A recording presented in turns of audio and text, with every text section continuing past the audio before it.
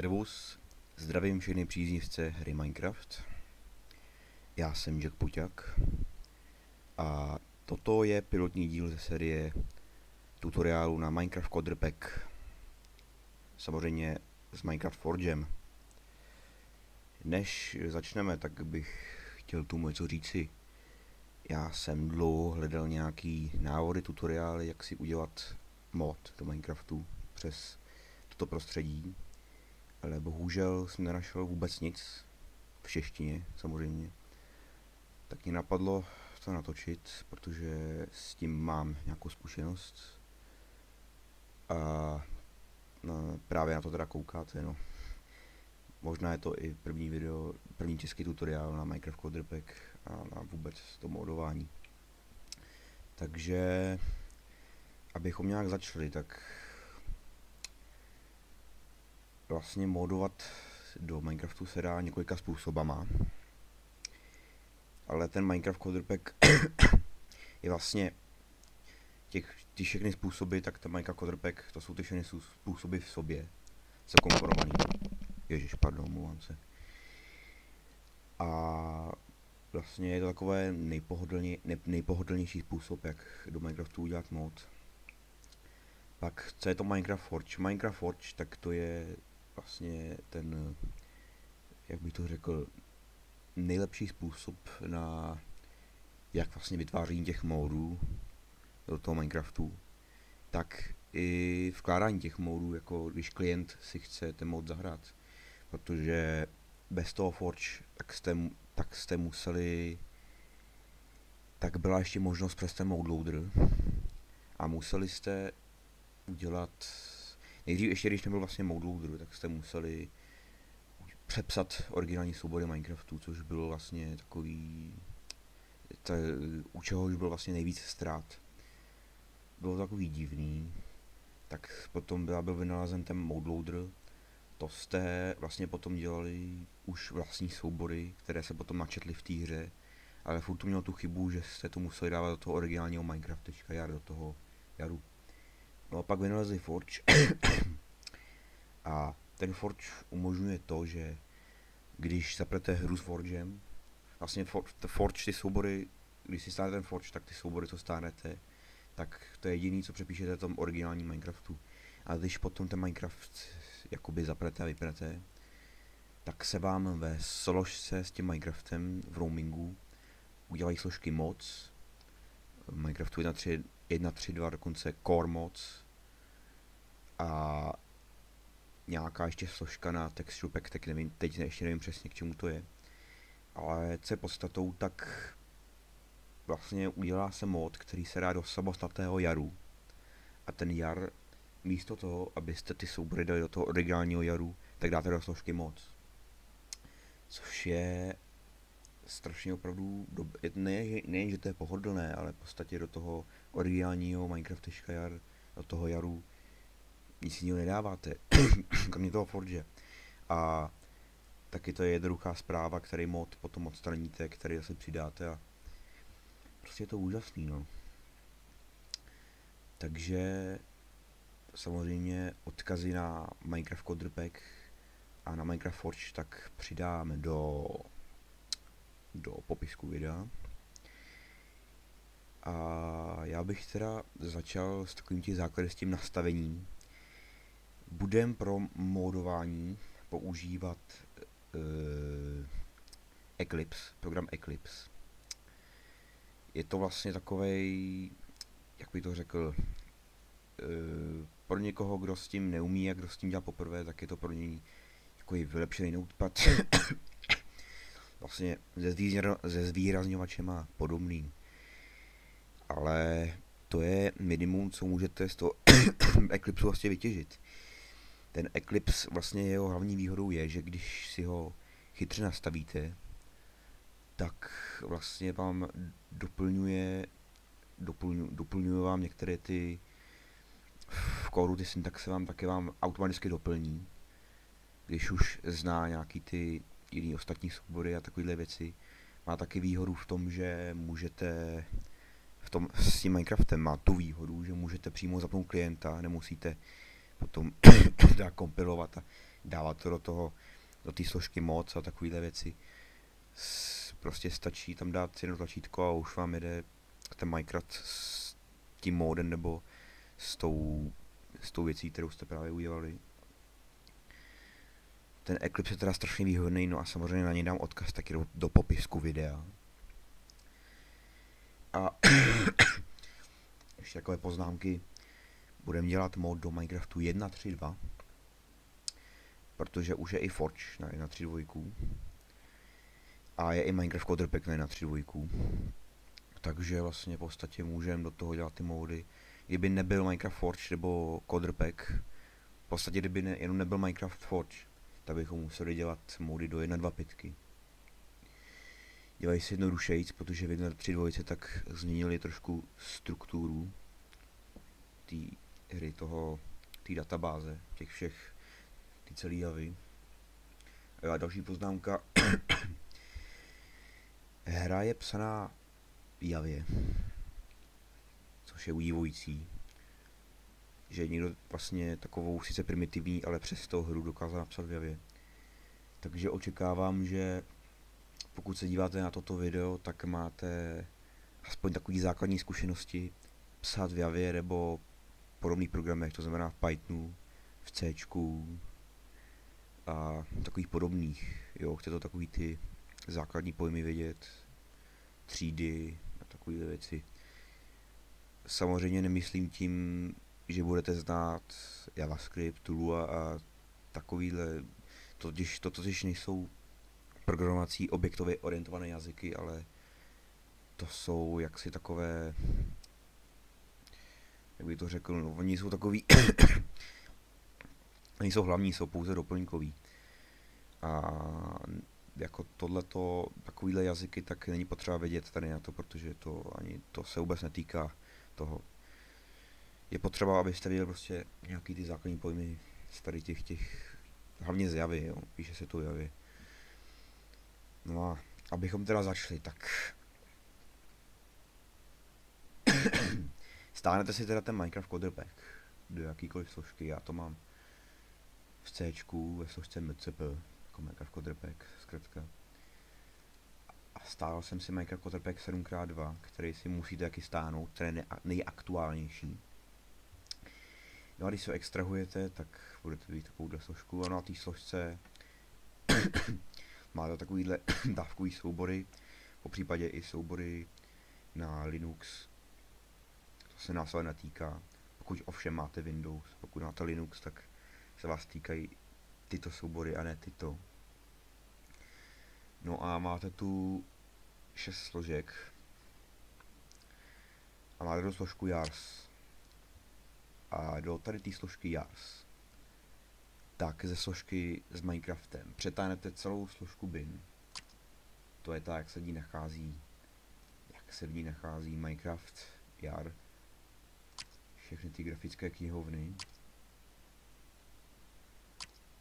Myslím, že to poznáte, takže celou tu složku bin, potom celou složku resources, v ní jsou hudba a zvuky.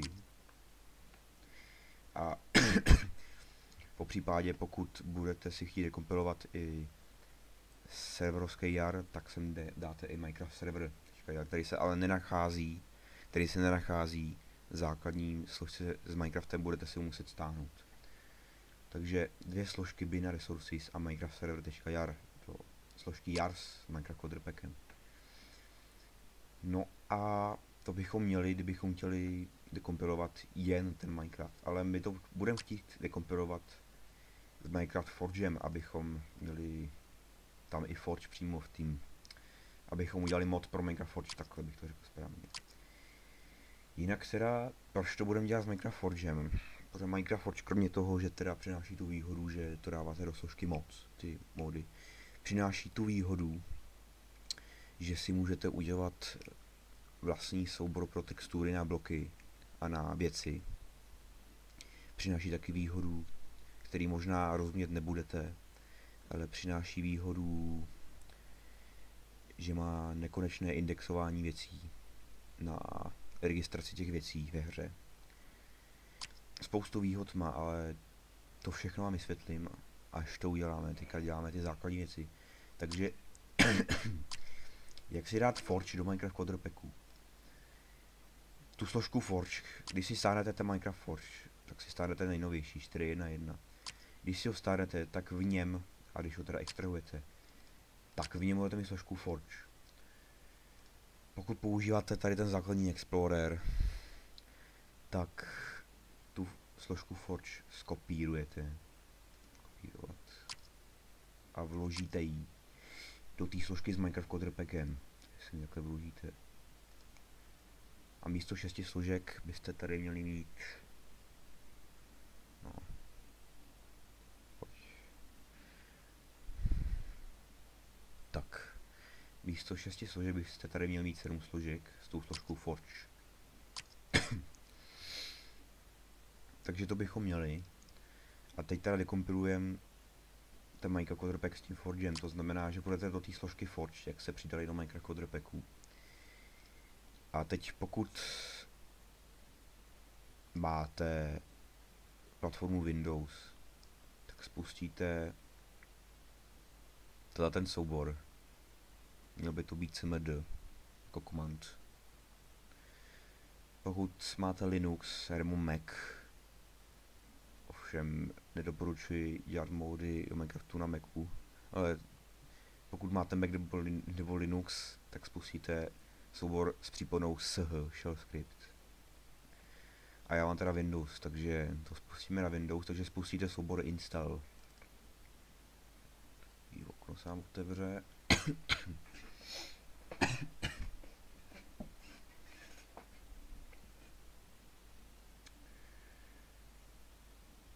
No a teď si teda chvilku počkáme.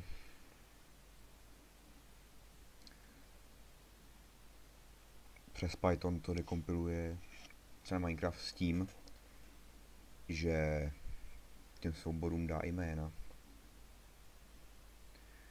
No chvilku si počkáme. Možná to střihnu, ale nevím. Asi to střihnu. No. Tak jo, jsem opět zpět a po dlouhé, ale opravdu dlouhé době by se nám to mělo správně dekompilovat.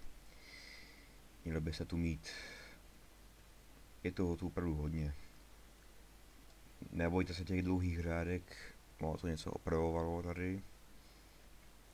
Neměli byste tam mít žádný chyby, takže to v pohodě. Tak jo. Takže, co se stalo? Místo 7 složek tu máme 12 složek. A s kterou my budeme pracovat, tak vlastně to je všechno, co vlastně budeme dělat v tom Exploreru, tady v tom prohlížeči. Nic už tu jinak nedělejte, budeme tu dělat, až když budeme mít hotový nějaký mod.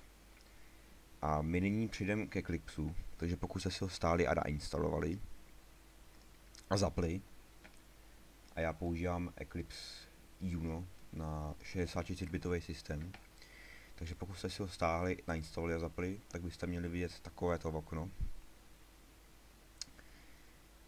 A samozřejmě můžete přes ten Eclipse tady otvírat ty soubory, je přepisovat a takhle. No, jenže my si ten Eclipse zvýhodníme, jak už jsem říkal. Uděláme to tak, že si uděláme workspace nový, switch workspace. A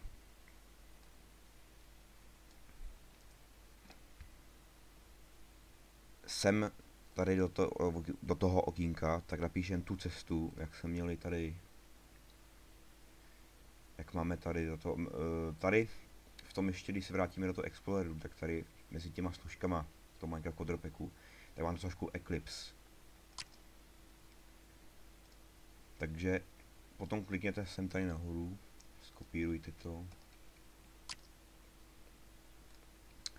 hoďte to sem a tohle teda bude náš workspace. Klikneme OK.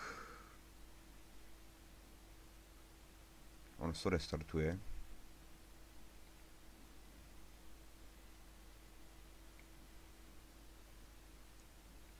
Voilà.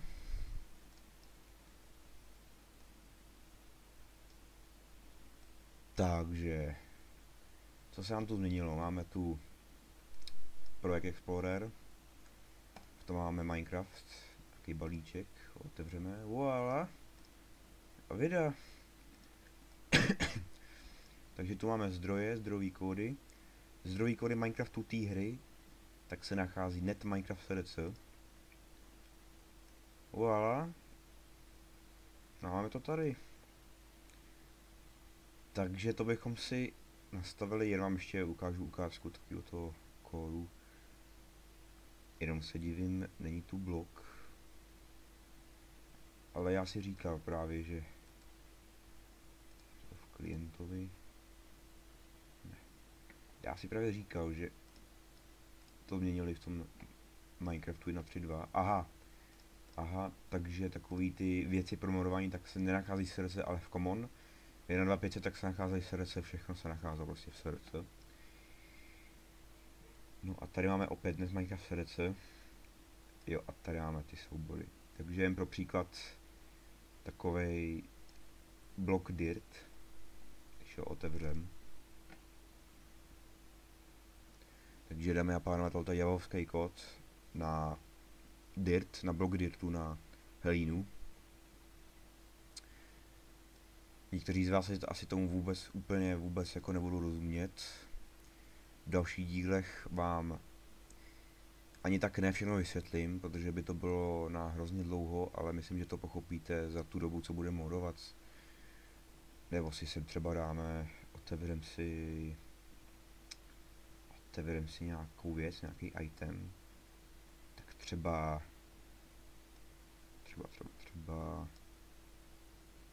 sekeru item X. To je kód na sekeru. No. Takže to bychom měli, no a abych vám ukázal, že ještě funguje ta věc, že přímo odtud si spustíte přímo ten Minecraft s těmi, ne s těmi class soubory, s těmi kompilovanými, ale s těmi dekompilovanými, takže vám to spustí vám to přímo ten mod, co máte tady, prostě s těma souborama. Tak kliknete tady na to tlačítko, run. To je Forge, tohleto, to okno. Voilà.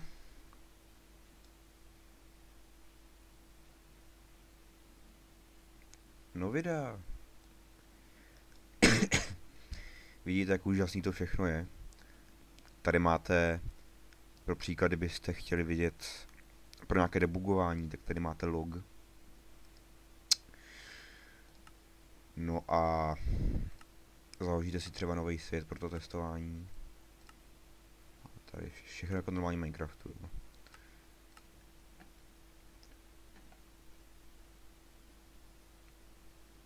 Tady nám to napsalo Stronghold v invalidním biomu. A vidíte? Máme tady ten Minecraft. Nějaký chyby. To nejsou chyby, ale to jsou prostě... Jestli to jede, tak to nejsou chyby, ale jen nějaké nepřesnosti, no. Každopádně jsem rád a doufám, že i vy jste rádi, že jste si nastavili základní to vývojářské prostředí pro vývoj těch módů. No a já to tady vypnu. Výborně. Takže to bychom měli základní nastavení v Eclipseu na ten Minecraft Coder Pack. No a v příštích dílech tak si uděláme první náš blok. Nějaký úplně jednoduchý, primitivní, triviální blok. Časem se dostaneme i nějakým itemům, no a později to bude voříšek, tak budem s tím prostě víc odborně pracovat s tím modováním. Očekávám nějakou kritiku, nějaké připomínky. Každopádně já se s vámi loučím a u příští dílu, takže servus.